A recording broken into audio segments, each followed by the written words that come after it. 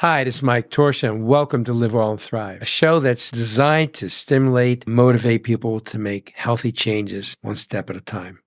I have a wonderful guest today, Nadine Kijner. She's an intuitive, but she's more than an intuitive. She's this beautiful soul that helps people take the proper steps to improve the quality of their life, mentally, physically, and spiritually. Nadine, welcome to the show. Thank you. Thank you for having me. So, when did you understand or feel that you had some special gift to be able to foresee energy and future and so on for people? When did that happen? Were you a little girl? Was it a few years ago? How did it all begin? That's a good question. I was a little girl and I didn't know that that's what was happening. A lot of the times I felt like I was feeling these feelings that were other people's, and I would have uh dreams. As sadly, I'll just start with a intense story that I lost my mom when I was 10, and the week before I dreamt that she was gone, and I woke up and I could hear her making pancakes, and I was really happy. And a week later, she died. And obviously, that was one of the life forming events that has taught me. I didn't know that I had intuition. A week later, I had a dream she was alive. I think it was like kind of visiting. And I just was like living in the realm of our world because my dad was a doctor and like we did normal things. But I was also grieving, and I feel maybe connected to her spirit. So I had this connection probably before she left, but on some level with her. Now, how old were you at the time? I was 10. Wow. And then after she passed, you said she revisited you? In a week later, I had a dream that she was alive. And so I woke up and I was so happy. And then I was like, devastated. And at the time, it was a different time period where people didn't do a lot of therapy. They didn't talk about things like someone's loss. It's like they tried to forget about it and push forward. Especially my dad was at the helm, and the masculine energy of his age, and a doctor, and he was a single dad. So suddenly it was a lot of energy that felt very yang, where I was incredibly yin in my family in general. Right. Now, do you have sisters and brothers? I have an older sister and I have a younger brother. Um, And do they have that gift, or is it just you? I would say it's more me. Yeah. Now, was your mom an intuitive or? She was an artist Okay. and a humanitarian, and very connected, very ethereal, very connected to art and other realms. She was not like, um, my parents were born in Colombia, South America, and I grew up speaking Spanish at home from uh, Eastern European Jewish grandparents that left before the war. So I had a strange upbringing in that we were speaking Spanish. I was in Milwaukee, Wisconsin. I'd go to Columbia all the time. And so she was not like the other pantsuit moms, she was Yeah. like elegant, and not that they weren't elegant, but she was like from some other realm, and we connected. We just sat quietly and made art together a lot. She was a sculptor and ceramicist and a ballet dancer. I mean, my childhood till she died, I spent at museums and the ballet and the symphony. It was what I knew, and then going back and forth to Colombia and America and having very different experiences. So I learned, I went to school not knowing English really, and so I was very shy. So I kind of learned to pick up what was going on through people's behavior, and something between the Spanish and the English also in my writing is like I write in English, but it has it's a like Spanish rhythm and melody to it. And I don't know, there's something about that I think that helped me understand or pick up what was going on. Like I felt like I knew what people, who they were, like it was written on a scroll right next to them in a way. But it's not in your conscious mind. It's more like it's like a knowing feeling. So when you go out in public, can you feel the different energy that people have? Yes. And you know which ones to navigate away from? I hope I learned that lesson. Sometimes because of past things, I have allowed energy to come to me that is sort of heavy or toxic, you know what I mean? So it's more like boundaries that I've had to learn in that way. But I do feel people's energy, and I feel yeah, very very much I can sense. It's like I try to shut it off sometimes just because I get sensory overload. Like at the event we met, there's a lot of people, but I can still suss it out. Just like we met at the Carl Weathers Memorial, and he and I became very good friends at a cafe. And he was talking about how he would pick out people that he saw qualities in, right? And so I I try to do that too, but I think sometimes people come to me with heavy, dark energy. And it's been a process of maybe I'm supposed to help them, but I'm also learning to protect my own energy. Does that make sense? So say, for instance, you're working with somebody. They come to you and they have issues, emotional, psychological. They've gone through a lot and it's heavy. When you work with them to be more mindful and reconnect with the universe and so on, Yeah. do you sometimes feel like you absorb some of that darkness, or you can help them push it away without you absorbing it yourself? I rarely pick it up. I feel I do. I'm also Reiki master. I do energy healing, and I've spoken to other Reiki masters who feel like they have to like cleanse, and I feel like it just comes through me and out me like that. So it's like a funnel just flushes away. There's barely anyone I work with unless it's so intensely directed at me. What I get every once in a while, I'll get a very defensive person, and there's something about me that will trigger them. And I think it's having to do more with a light that's triggering them. And that's where I might walk away and just feel bad and work myself back up to feeling good. But I don't feel like I I don't feel I take in the dark energy. It's not my deal. Good. So now the cards, Yeah. that's like your set of tools, like a toolbox, right? Yes, these are my tools. Here's my pendulum. Yes, this is my Oh, is that what it is? I didn't even know what that little thing was. This is something that I help. I'm very indecisive, and I learned very quickly like how to use it. So I could say, "Is my name Nadine?" And I learned this is my yes direction. So like I can ask, and I help people in the sessions along with others. Sometimes it goes swings really crazy. Um, I do this all the time. I was like, should I do his show? And it Wow. said yes. But because I'm indecisive, I literally am like, I help people. I have people from South Africa who are clients who text me because it's the hourly difference. They're like, "Can you ask the pendulum if I should sign this deal?"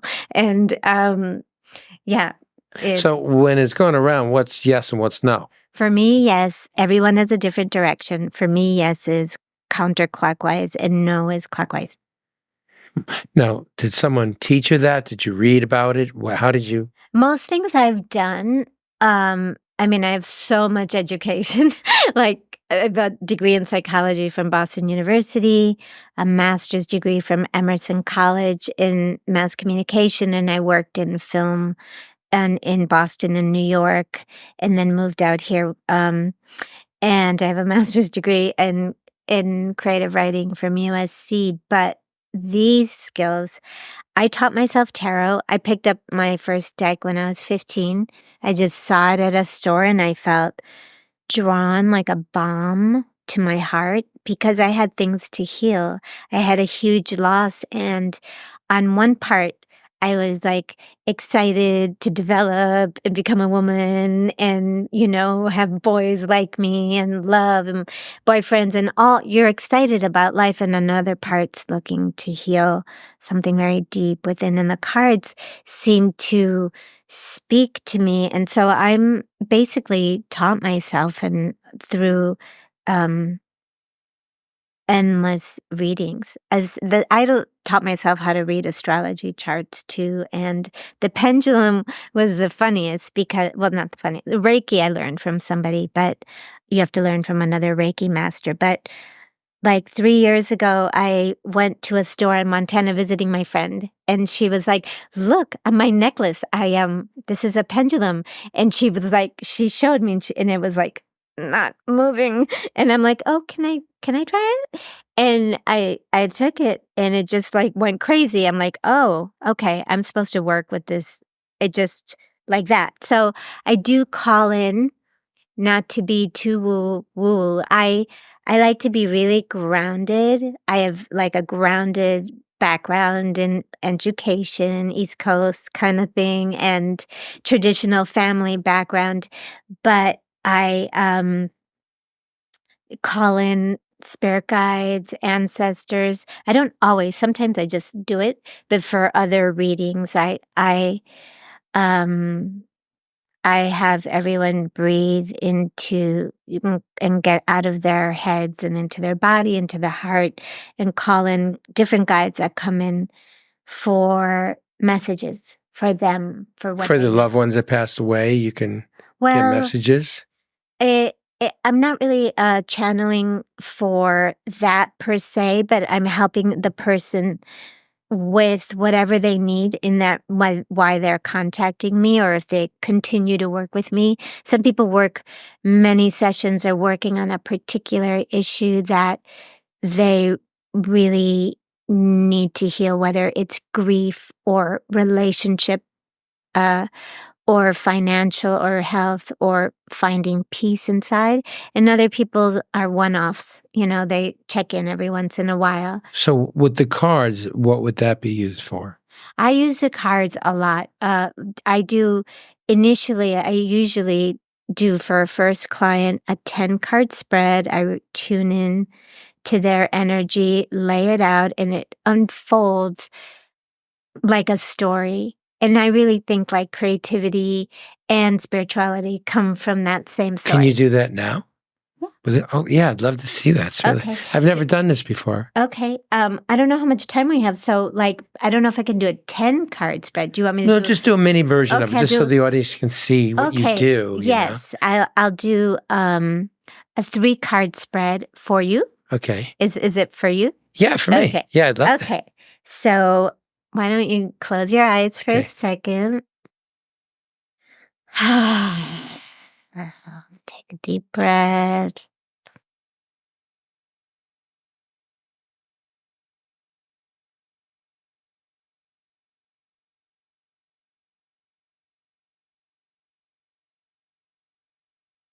So I am calling in the energy of our spirit guides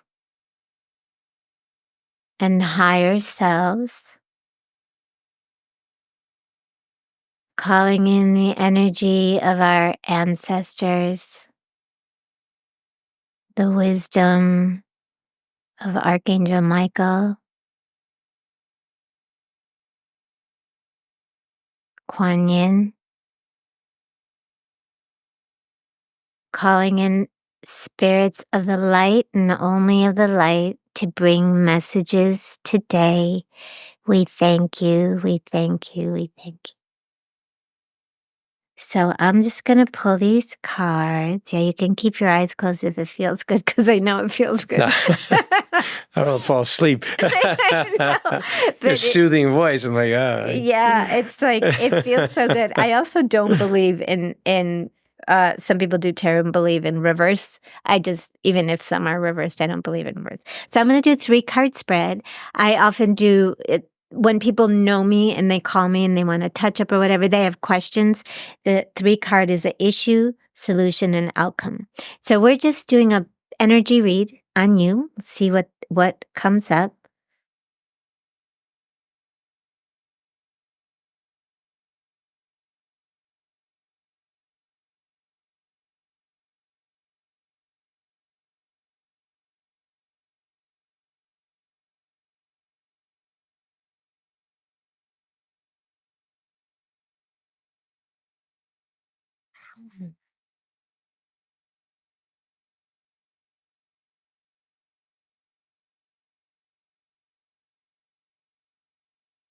That you got two cards coming out on and that just more clarification.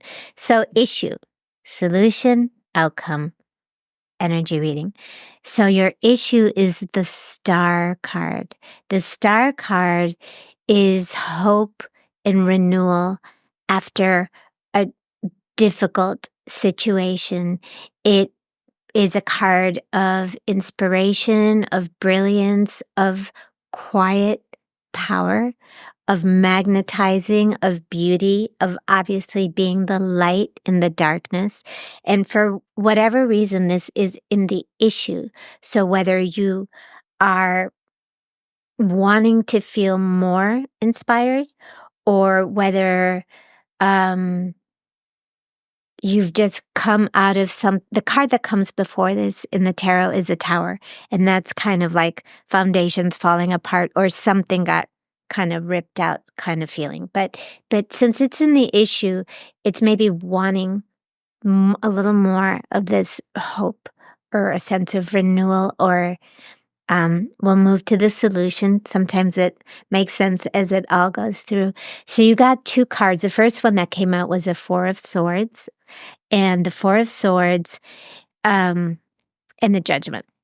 So swords and tarot are about the mental aspect of our consciousness, how we speak, communicate our thoughts to ourselves. The four is about needing a timeout.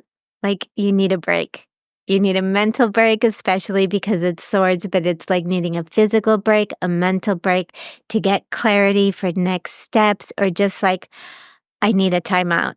I need a timeout. I need to even like see something differently, let my eyes drink in other, even go away for the weekend or whatever. You just need a break.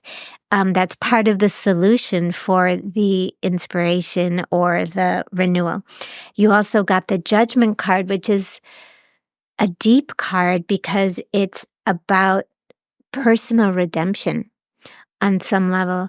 It's often about forgiveness. You can see like the ethereal body kind of rising up or the soul rising up from that person. And it's a very deep reckoning with the self and forgiving others, forgiving self, redemption. And judgment is not like good or bad judgment, it's discernment. Like what is what. And so it's a time for you to take a break and really go into some personal things and feel renewed by this redemption. Your outcome for this is very interesting. You got the Strength card. Love the Strength card. It is obviously a card of endurance, knowing you can go through so much because you've done it before. It's also about having worked and tamed the ego. There's a lion, and that's like this fierce energy, but it's a quiet strength card. There's a calmness, resilience, the energy that people can trust and go to. You are like that strong, but you don't wave it around like you hear loud weakness. It's quiet strength. And the 10 of Pentacles came with it. Pentacles and tarot are about tangible things like finances, work, home. The 10 in particular is about inheritance, what we inherit from our families. It's about traditional, the best of convention, the things that get carried down to us. It's also a card of prosperity, a card of wealth.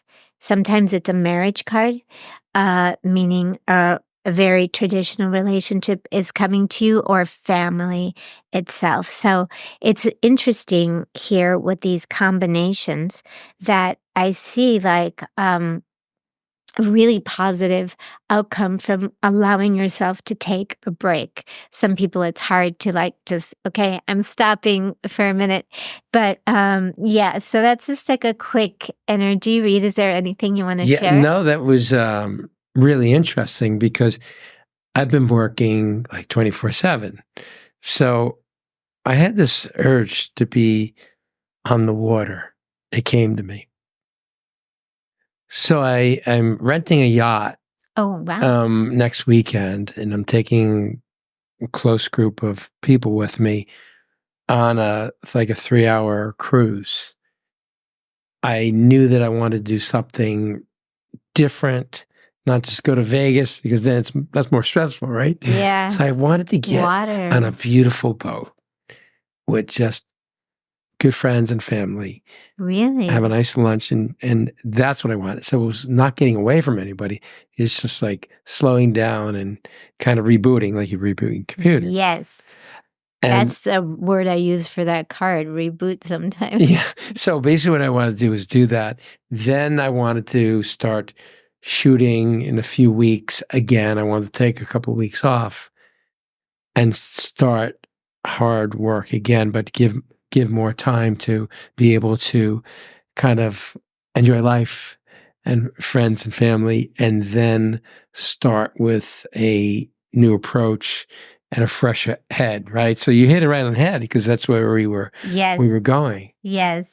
So yeah, you nailed it. So that's why I was smiling when you're saying that, to take a break, because I wanted to take a break, but I wanted to be on the water. There was something about being on the water I thought Yes. was more like Healing. a healing, therapeutic, Yes. because you smell the fresh air and there's seagulls flying around, and you smell that ocean. Oh my God, it Yeah. changes So like I the just thought, chemistry of your and I have body. people that also have very stressful lives that I thought I wanted them to be there Oh, at the same time because they need to they need the get away, break right? too. Yeah. So I have a friend of mine that's recovering from back surgery, and I thought it'd be nice for him to kind of be around a lot of love and good energy. And then it was, I'm going to hit this really hard with my businesses. I've got a lot of businesses that are at the verge of just blowing up, and the podcast is just growing fantastic. The numbers are just, I'm getting 1,000 subscribers a day on YouTube. A day, which is unheard of for a beginner, Amazing. right? But Yeah. it's organically happening. Yeah. I'm not doing any kind of boost. I'm not doing any black hatting. Anybody that's liking or posting whatever, it's just they're enjoying the show. And so you nailed it. I mean, I totally believe in intuitive abilities because it nailed everything that I'm actually feeling right now with energy and thoughts. Yes. And we're reading for your energy right now. Like sometimes people have a specific question on a relationship or a work thing, or should I move here? But we were just like, what does the energy pick up and what messages do you need to hear? And it feels like confirmation for what you already know.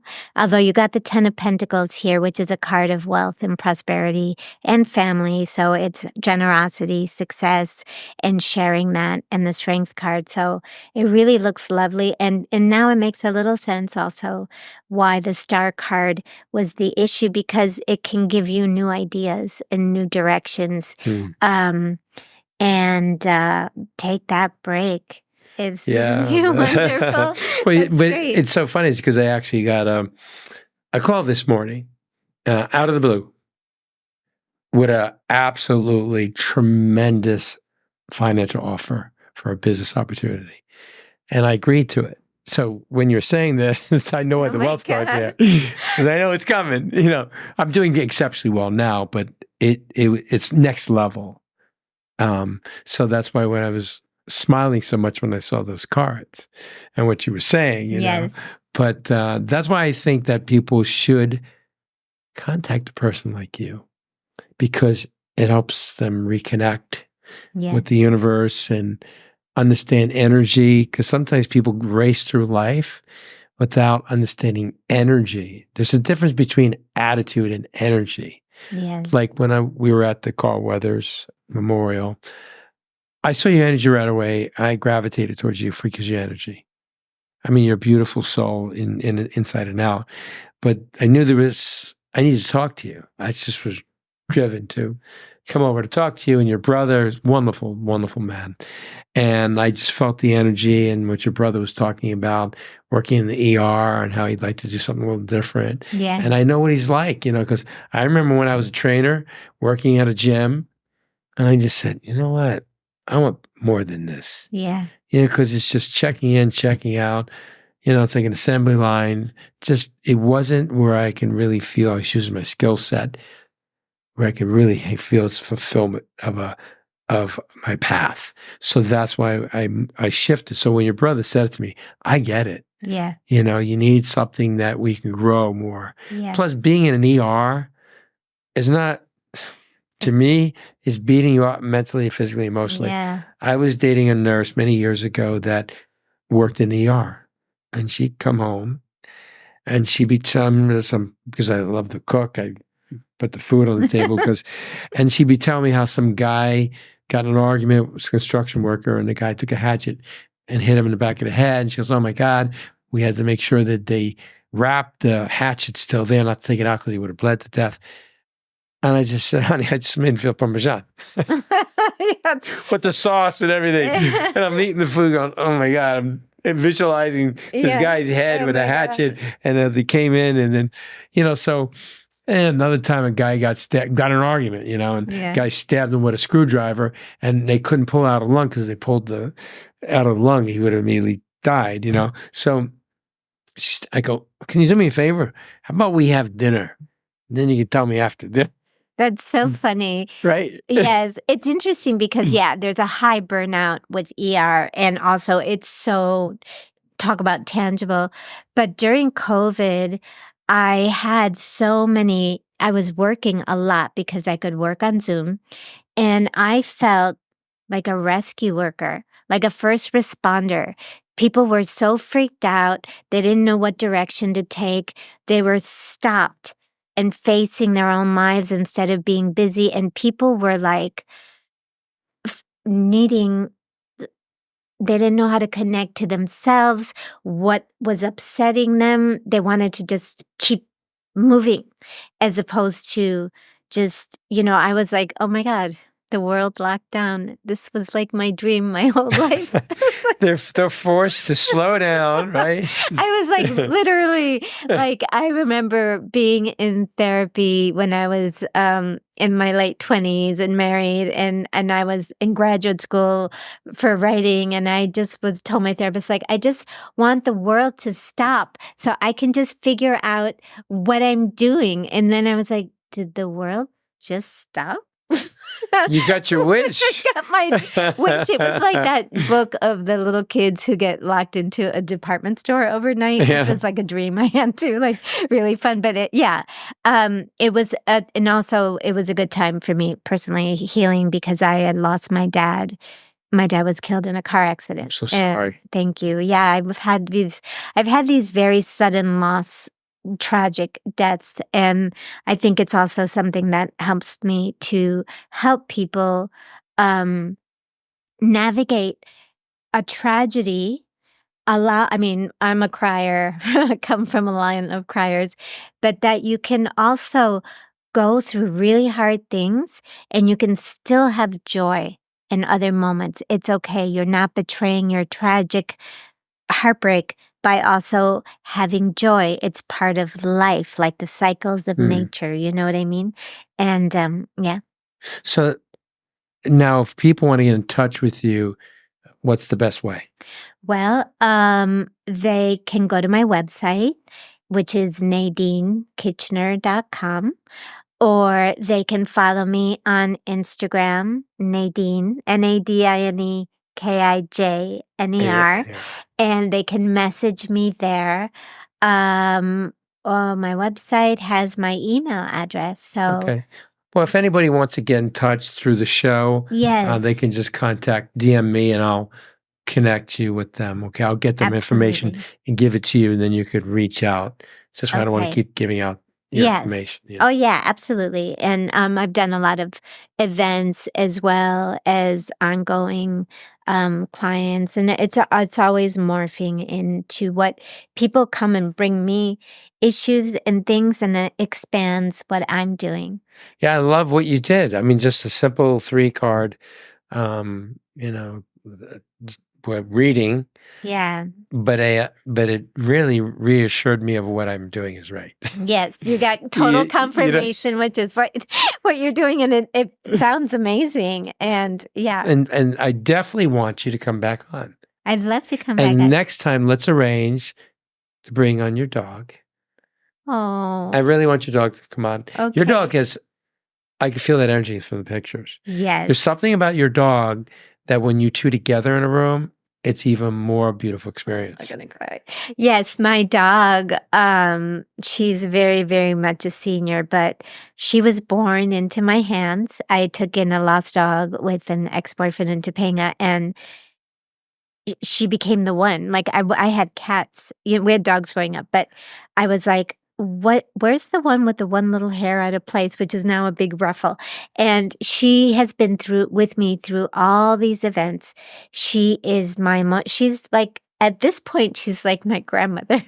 But the way, the pictures, the energy, you have the picture with the glasses on your dog doesn't look or act like an animal. Yes, Looks like you're right. your grandmother, seriously. Yes, And you're I want people right. to go to your Instagram page and see those adorable pictures. She's definitely a person, and we literally sometimes have to argue in the morning navigating because she's a Scorpio and she's very strong, but I'd love to bring my dog. That'd be Oh my great. God. Well, I'm a total animal lover. I have 2 rescues myself. I rescued these 2 pit bull puppies, and they're Oh, grown now, but I spoil them. yeah. They have porterhouse and steamed broccoli. Hey, in the morning they have the eggs and oatmeal fruit with me. At lunchtime, they'll have some salmon and some other kind of green vegetable. They eat like me. They look like me. They're like 95 pounds each. Wow. They're beautiful. But Wow. I talk to them when I walk down the street, and they look up at me. They're not, like most dogs are just sniffing the grass, and They understand. no, they're looking up at me. And we have this, I don't have to say anything. They know. And that's what I'm saying. When you connect Yeah. with an animal like that, that's when you bring out the true connection, the love, the energy. I tell people how you treat people is so important, and I treat my dogs like they're my children. Yeah. And I have that bond. When I walk in a room, they're so excited to see me, as I'm Yeah. sure your dog is. Yeah. I'm sure she just moves a little slower now. Right? She moves slower now, but she knows. It's an interesting thing. She knows what I'm feeling, and even if I'm like in a little bit of a bad mood for something, or like I'm like tired for a second, she's like, Yeah. "I'll just go sit over here for." I know she'll be over in 2 minutes and then be back to me, and she's a healer. I had a friend stay when I went to Italy. I rarely leave her, and now I don't want to ever leave her. And he had been in a car accident, and he said, "Your dog healed me. Lady Bear healed me." And with these loving eyes, she's like a person. And yeah, so I would love to bring her, and I believe very much how we treat animals and other people reflects so much the level of our soul and consciousness. And to bring it to earthly terms, really, how you treat another person is a reflection of your inner world. No one who doesn't feel good about, if you can't be cruel when you feel love inside. And there's right now so much strife in the world, so it's a lot of people need that inner healing. It's violently out there, but I feel like it's so much about that.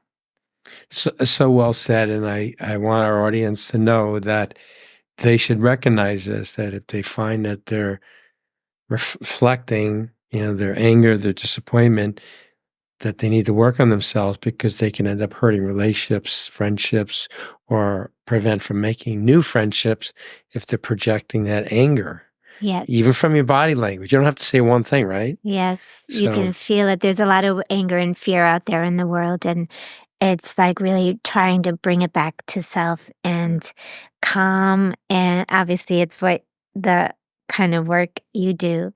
But yeah, really, the whole world is in here, and yeah. then it's out there. You know. Well, thank you for coming on. I'm so happy to be here.